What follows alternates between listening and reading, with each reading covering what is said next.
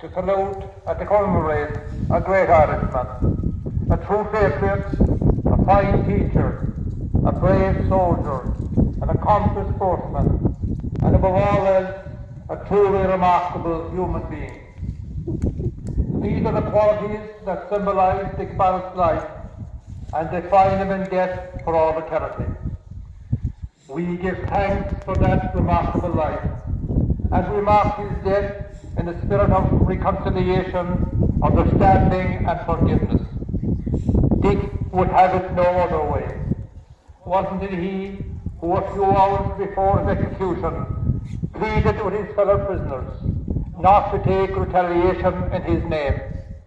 "Do not bear ill will or dream of reprisals," he wrote.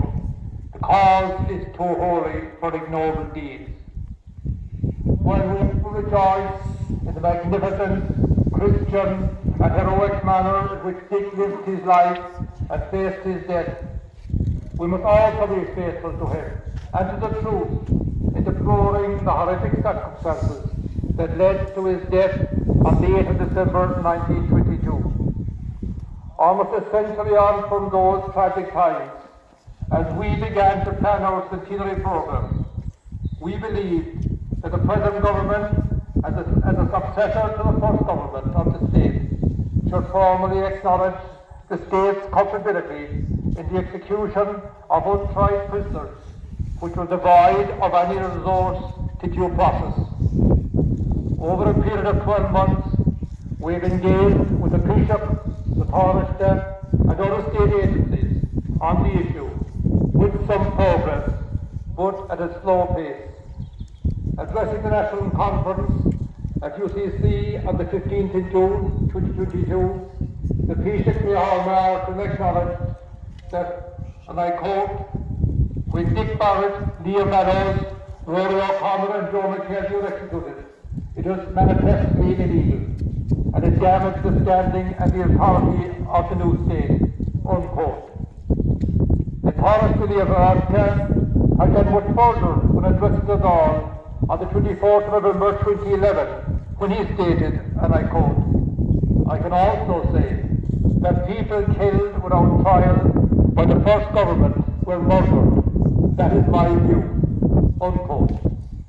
We were also heartened by the remarks of esteemed Supreme Court Judge Gerard Hogan when delivering a paper at a symposium in Clonakilty on the 19th of June 2022. Referring to the killing of Rory, Liam, Dick and Joe, Judge Hogan stated, and I quote, "There was never any suggestion that these executions had any legal basis. They had not been charged with any offence, and there was no trial, military or otherwise," unquote. And so, as the sun began to set on the centenary year, the chances of getting a meaningful and worthwhile response from the government were fading. But through the patient and persistent probing of Deputy Christopher O'Sullivan, the campaign had begun to bear some fruits. Speaking at the opening of a two-day conference on Friday night in UCD on the centenary of the state, the Taoiseach Ahiohill finally addressed the issue of executions in a meaningful way. In a keynote address, he said that the killing of Dick Barrett and his comrades was, and I quote, "murder by any definition. The very point of being a constitutional government is that you accept limits on your actions, even in moments of great stress," unquote.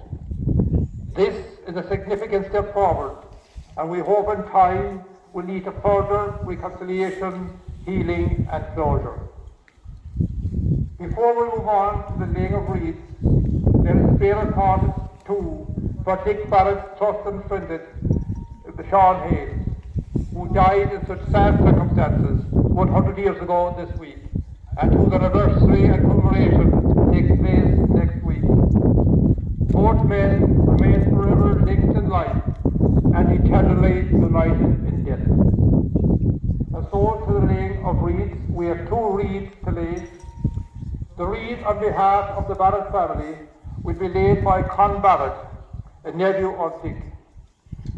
And Con left his home in Ahiohill in 1954 and went to Canada to make a new life for himself. And we are truly honoured today that he has made the way back, almost 70 years later, to lay the wreath on behalf of the Barrett family, here at the burial spot of your patriarchal uncle.